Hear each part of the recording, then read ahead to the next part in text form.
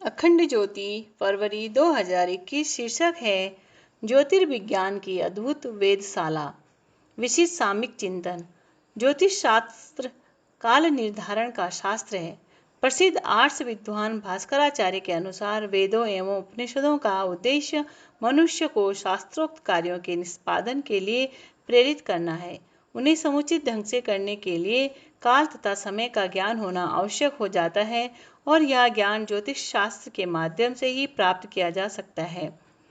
शास्त्रों में काल को स्थूल व सूक्ष्म दो भागों में विभक्त किया गया है। काल के जिस खंड की गणना किसी यंत्र या उपकरण के माध्यम से संभव हो सके तो उसे स्थूल काल कहा जाता है, और जिस काल की गणना संभव न हो अर्थात वह अपरिमेय हो तो उसे सूक्ष्म काल कहकर पुकारा जाता है।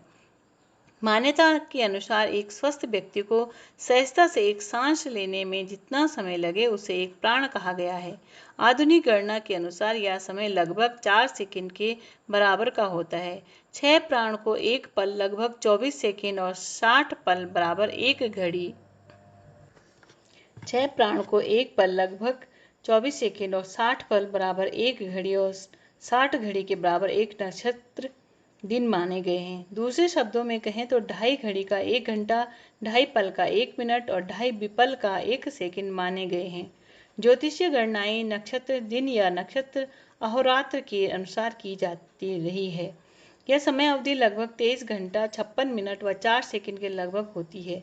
जिस समय पर एक दिन में एक तारा उदय होता है, यदि अगले दिन उसको देखा जाए तो वह समय भी लगभग 23 घंटे 56 मिनट व 4 सेकंड के उपरांत आता है। इतनी अवधि में धरती अपनी एक परिक्रमा पूर्ण कर लेती है और यह समय लगभग 60 घड़ी के बराबर या एक नक्षत्र अहोरात्र के बराबर माना जाता है।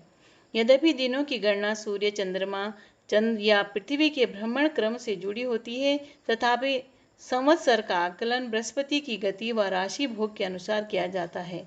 प्रत्येक संवत्सर का अपना एक नाम है और 60 संवत्सरों के बाद यह गणना पुनः प्रारंभ हो जाती है। जैसे वर्तमान संवत्सर का नाम प्रमादी है और इसके उपरांत आनंद, इसके उपरांत राक्षस, फिर अनल, फिर पिंगल इत्यादि के आगमन का क्रम रहेगा। कालगणना के इस क्रम में सूर्य का दोनों दिशाओं में गमन भी गिना जाता है। सूर्य का क्रांति वृत्त की कर्कादि 6 राशियों में दक्षिण की ओर गमन दक्षिणायन और सूर्य की मकरादि 6 राशियों में उत्तर की ओर गमन उत्तरायण कहा जाता है। 21 मार्च को बसंत संताप से 90 डिग्री आगे चलकर 21 जून को जब सूर्य दक्षिणायन बिंदु पर पहुंच जाता है तो उस दिन से दक्षिणायन का प्रारंभ माना जाता है। इसी प्रकार दक्षिणायन बिंदु से 90 डिग्री आगे जाकर के सूर्य शरद संपात पर 23 सितंबर के लगभग पहुंचता है, तब शरद ऋतु की शुरुआत मानी जाती है। इससे फिर 90 डिग्री आगे चलकर के 22 दिसंबर के दिन जब सूर्य उत्तराभिमुख होकर चलने लगता है तब यह ही समय उत्तरायण का कहलाता है। इसके बाद फिर सूर्य 90 डिग्री आगे चलकर वसंत संपात तक पहुंच जाता है। भारतीय ज्योतिष के अनुसार 12 मास चैत्र, वैशाख, ज्येष्ठ, आषाढ़, श्रवण, भाद्रपद, अश्विन, कार्तिक, मार्गशीर्ष, पौष, माघ और फागुन इन मासों के नाम इनकी अवधि में पड़ने वाली पूर्णिमा को पड़ने वाले नक्षत्रों के आधार पर रखे गए हैं, जैसे चित्रा से चैत्र, विशाखा से वैशाख आदि।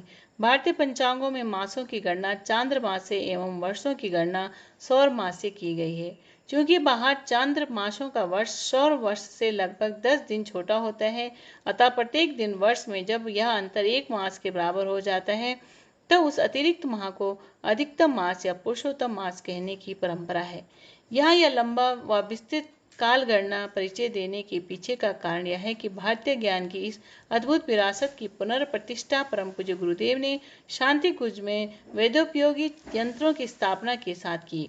वैसे तो प्राचीन विद्वानों में महेंद्र सूरी से लेकर के चक्रधर इत्यादि मनीषियों ने काल गणना यंत्रों के विषय पर लिखा है, तथापि भास्कराचार्य ने सर्वतोभद्र यंत्र से लेकर गोल यंत्र, चक्र, चाप, तुरिया, नाड़ी वल्ले, घटिका, शंकु, फलक इत्यादि का अद्भुत वर्णन किया है। इसी क्रम में ब्रह्मगुप्त, कमलाकर, वारामिहिर आदि विद्वज्जनों ने यंत्रों के निर्माण की विधि का उल्लेख भी किया है। परम पूज्य गुरुदेव ने शांति कुंज के पवित्र प्रांगण में इन्हीं यंत्रों की पुनः स्थापना कराई ताकि भारतीय ज्ञान की इस अभूतपूर्व विरासत से विरासत से जन सामान्य को परिचित कराया जा सके। बाद में इन यंत्रों को देव संस्कृति विश्वविद्यालय के परिसर में स्थापित कर दिया गया। इनमें से पहला यंत्र नाड़ी वल्ले के नाम से प्रसिद्ध है। ध्रुव से 90 डिग्री की दूरी पर आकाश में जो वृत्त बनता है उसे विषुवत वृत्त या नाड़ी वल्ले वृत्त के नाम से जाना जाता है। यह वल्ले आकाश को उत्तरी एवं दक्षिणी गोलार्धों में विभक्त करता है। इसी वृत्त का व्यास पृथ्वी पर भूमध्य रेखा के नाम से पुकारा जाता रहा है।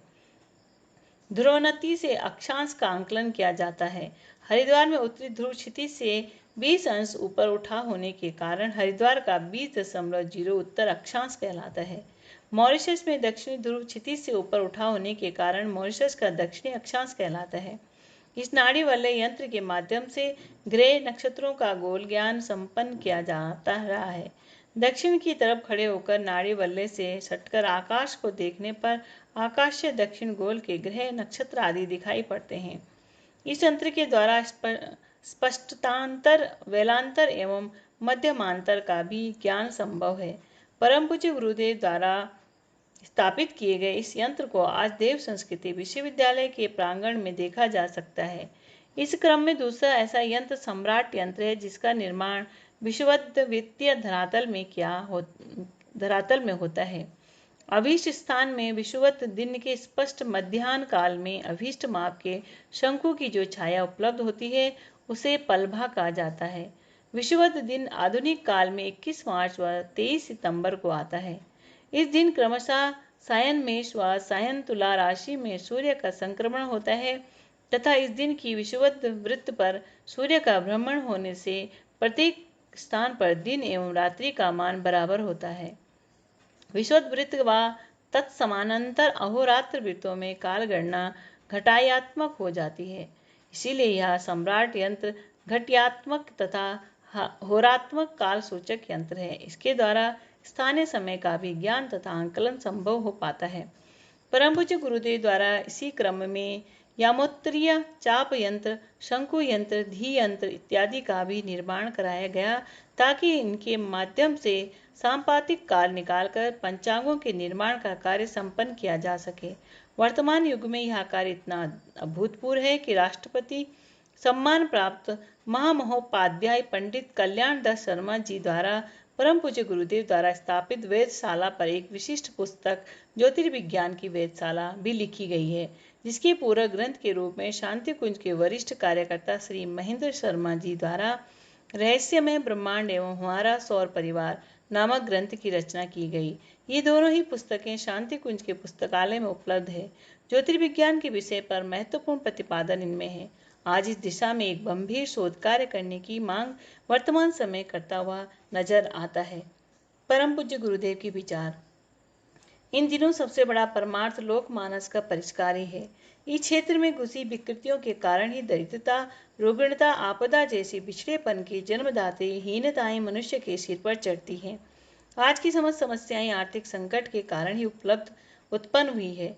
इन सब का एक ही समाधान है, जनमानस का परिष्कार, सत्य प्रवृत्ति संवर्धन। हमें इन्हीं पुण्य प्रियजनों को प्रमुखता देनी चाहिए